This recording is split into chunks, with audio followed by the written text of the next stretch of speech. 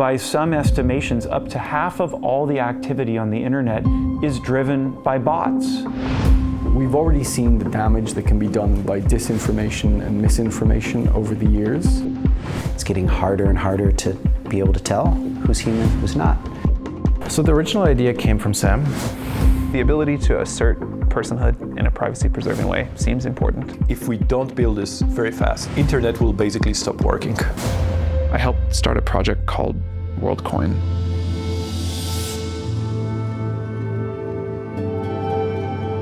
I think we're seeing the need for better infrastructure for people and sort of accelerating people and letting them thrive in this new age of more powerful tools than they've had before.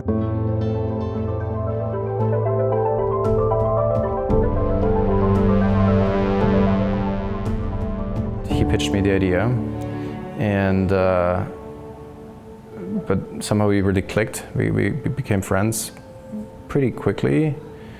Well, so Sam really had this very broad direction of things to go into. There was no concrete plan. Something in the direction that will be interesting. So we started this a long time ago with a belief that at the time seemed very unusual, which was that AI progress was about to go very rapid.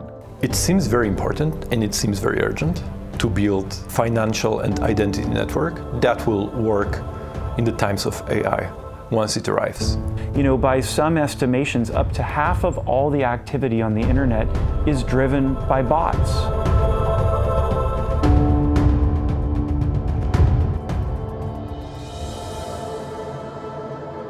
The problem that WorldCoin is solving is developing a protocol to enable people to prove that they're both human and unique.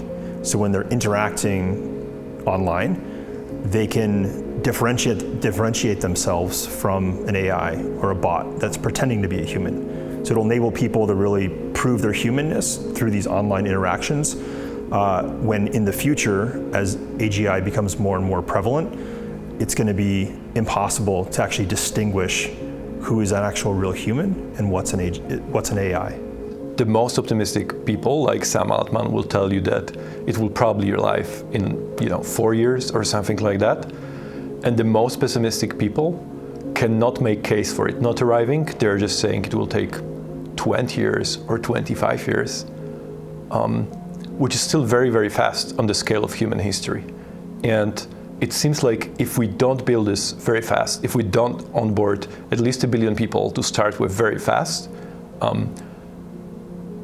internet will basically stop working.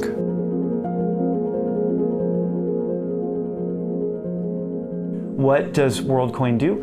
It gives you like a digital passport on your phone that proves you are a unique human being and not a bot. And that World ID, that digital passport, is being used globally to build one of the fastest growing global networks, free of fraud, where everyone is a proven human and there are no bots. When you are verified, this unbelievably sophisticated device designed by physicists in Germany and manufactured in Germany to be tamper-proof and highly sensitive, you only spend 30 seconds with this device, and yet it gives you something that could be valuable for your whole life. This is the place when the first prototype of orbs was created, right? This is it. This is what we call the garage. This was the original workshop where the engineers developed the early technology for the orb, and today is more used as a repair center and refurbishment of the orb hardware that we fix from the various sites around the world. You spend so much time working for Apple, Facebook, Tesla's vice president, working directly with Elon Musk, and now you are in WorldCoin. Which of these companies are the most futuristic?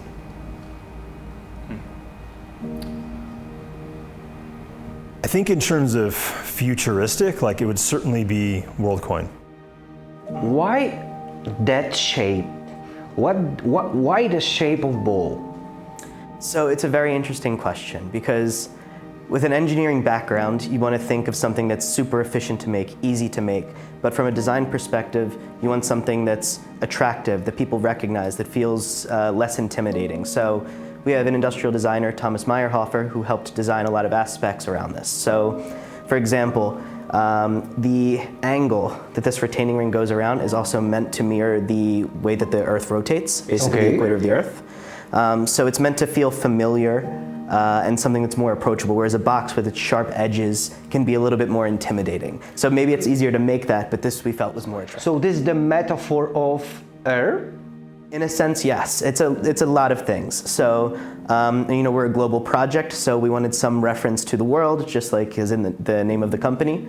I don't need a lot of fancy tools. One thing that's very important for us, we've open sourced the orb. We want to build something that's capable of being decentralized. So we don't want to have a ton of tools that cost thousands of dollars that someone might need. When we look at this, there are groupings of how we talk about this. So we have the shells, the cosmetic parts that people look and care about. You have the optics module. This piece right here is the heart of the device and what makes it special and how it works. We have the chassis, basically everything that mounts it together, this structural ring, this body, the cooling system, and then we have our electronics, the main board PCBAs, we have a security board. One of the most difficult challenges to solve is validating that iris, getting a good enough iris image that we can actually scale to 8 billion plus people and make sure that we can cover the world. So this whole optics module is made up of a lot of special sensors, optical pathways, and making sure that we could get it right, that it works, time and time again reliably was definitely the most difficult. Why iris scan? There's so much entropy, so much difference from iris to iris that you can basically reach this massive scale. First was we had to decide, well, what means are we going to use to determine proof of personhood? And we first of all decided it was going to be biometric in nature, right? So once we decided it was going to be biometric, then we had to look at the different types of biometric. So facial, fingerprint, iris, DNA. And the reality is that when you look at these as you scale to billions of users, but also to how they can be defrauded or how they might not match properly at scale, the best one that works over time is iris code. It's also currently the one that can be least susceptible to fraud. It also stands the test of time. Your iris doesn't change much as you get older, so we think and believe that it will be the best over time. Slight modifications, but fingerprints, facial recognition, and DNA all have sort of drawbacks. And so that's how we landed on iris code. So when you use your phone, let's say when you use Face ID on your iPhone, the only thing that the iPhone is trying to prove is that you're the same person again logging into your iPhone, right? So I'm again Alex, I'm using my phone. And so there's an embedding stored on that phone of this is how Alex looks like. Try to log in, a new embedding gets created, match to this previous one, and if that works, I can use my phone. Yeah. To build something like World ID, however, we need to compare one individual against everyone else. So it goes from 1 to 1 to 1 to n, 1 to many. And you can just essentially make a graph of all these different modalities that you just mentioned. So fingerprint, face, iris, DNA, palm veins, and you can just calculate how many people could you distinguish with each of them, how much information is in each of them. There's a lot of publications on that you can read, and essentially the only thing that would work for multi-billion people scale is either palm veins or the eye. These are the two things that would work. Of course, DNA would work too, but that's practically very hard to do. And we decided to go with the eyes because there's actually a lot of precedent around it. It's a technology that is already used at scale by governments, for example. So, for example, in India, you have something called Aadhaar, where 1.2 billion people are enrolled with the same technology or very similar technology, older and therefore not as accurate, but similar technology. Many airports are using it. So there was a precedent, and therefore there was a clear path. There was not that kind of deep technological risk. And there's a future kind of a forward-looking statement, which I think is also, I don't want to make it even more crazy, but I think as you see with Vision Pro, have you ever used a Vision Pro? Yep. Of course. Yeah, if you log in with your iris. It's Iris ID, and so Apple is adopting that. And I think, in general, the next compute platform will be AR and VR. And so, in many ways, I think our eyes will be kind of our gateway into the digital world. So it is unbelievably privacy preserving, no PII. And if you really want to nerd out, then you can talk about, multi-party computation, Merkle trees, advanced cryptography, and all the thinking that went into this project. But most people don't think about those things.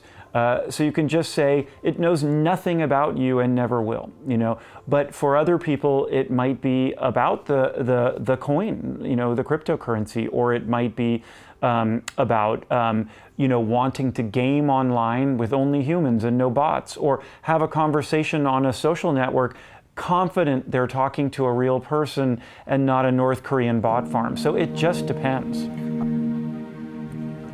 Obviously, you would know this in working on this project, that we don't have any of the data. The project, when I say we, I'm talking about the WorldCoin project, the data is held by the individual.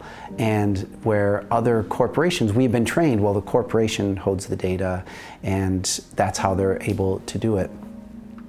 Because we are on the side of the individual, that gives us the confidence, again, to bring this to whatever culture and region and country that is accepting of it. If I go with my device to an orb, I have the app on my device. When I go to the orb will take a photo of my face and a photo of my iris. The orb will process that on the orb, but that information will not leave the orb. Once it is verified that you are a unique human and that you're the only Damien that exists in the data set, the only iris code that exists, it will send a copy of that data to my device, stored in an encrypted format on my device. I am the only person with a copy. Orb, it's also your organization. It belongs to your. So what in the cases when someone will steal Orb? But nothing is stored on the orb. So that's where we have to finish the process, right? Okay. So when we take the photo of the photo of the face and the photo of the iris, we do a process where we identify first of all that you're a human, meaning is this a cat or a dog? If it's not a cat or a dog, it's actually a human. We then go to step 2. We look at the iris and we assign it an iris code. And an iris code is a unique binary, 10111011, etc., that represents your iris. So it's a numerical abstraction of your iris, okay?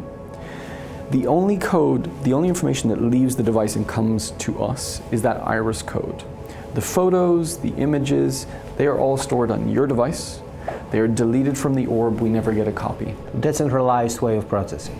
Decentralized. Are you open to change this project for European market, for example? Setting something different for European than for Americans or people in Argentina? I think that the biggest challenge the project faces is in education, is in really specifically addressing the different concerns around the world and what people might be worried about, and helping them to understand how this has been carefully thought through to either advance or protect. I think that as you move around the globe, different people have different priorities. So, for instance, WorldCoin is extremely popular in Argentina. In Argentina, almost everyone is familiar with Web3, with crypto. They're moving out of Argentine pesos into coins all day long, versus a place like Japan or Korea, where people are thinking more futuristically about the technology. Or in Europe, where people are thinking maybe more about their data, controlling their data, or privacy, right? And so I think that's what's so great about this world, is in different places are different priorities, but I feel like the WorldCoin project has an answer for every one of those people.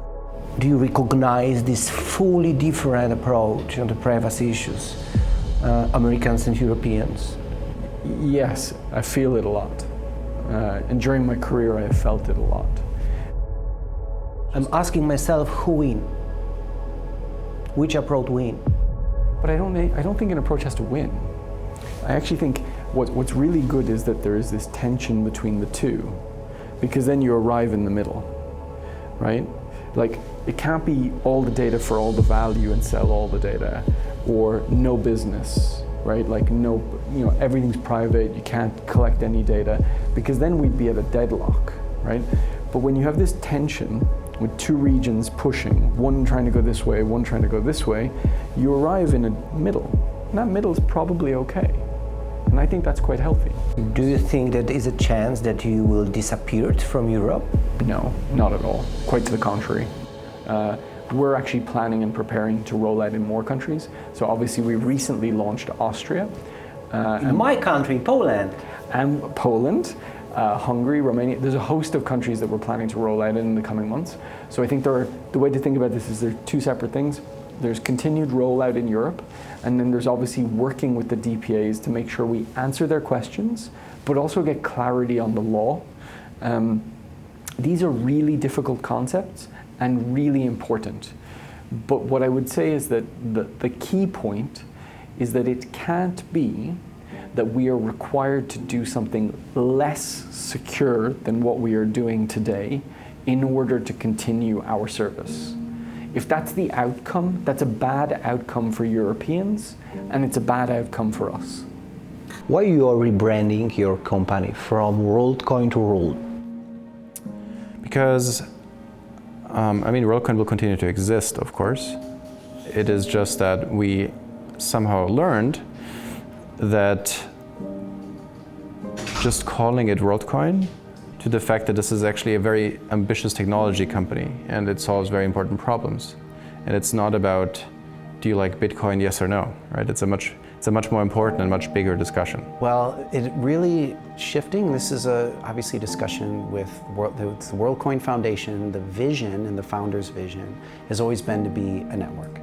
And the shifting to this is actually a better reflection of what the network has become. As it's evolved over time, it is a network that has many elements to it that come together, and the power of it is human beings, real human beings being at the center. It isn't calling it WorldCoin is actually a bit of a misnomer, because it infers that this is just a crypto project. It's something more. It is definitely something more, because of the importance of World ID, of identifying real humanity on the internet, being able to tell humans from bots. There's an app that gives access. There's a blockchain. We have our the WorldCoin is launching WorldChain, so having its own blockchain. It is a full system that works together. So this is just it really is just the reflection of the momentum, the growth, and the fulfillment of what the vision is. A lot of Web3 projects are about the coin. They're a coin for the sake of a coin. Whereas in the WorldCoin protocol, the key element is proof of personhood. And the coin that everyone receives for joining is really to give them two things. One, a vote in the protocol that will over time decide big decisions, and second, equity in the project, so it really is global in scope. When you combine AI with biometrics with crypto, I think if you combine those three things, all of which are somewhat very futuristic, controversial. You talk about things that will only happen in the future, or you have a thesis about the future that seems far away to people, I think, and then you make it a chrome orb. I think the combination of these things just makes it very futuristic, and therefore hard to comprehend, and therefore easy to be cynical about.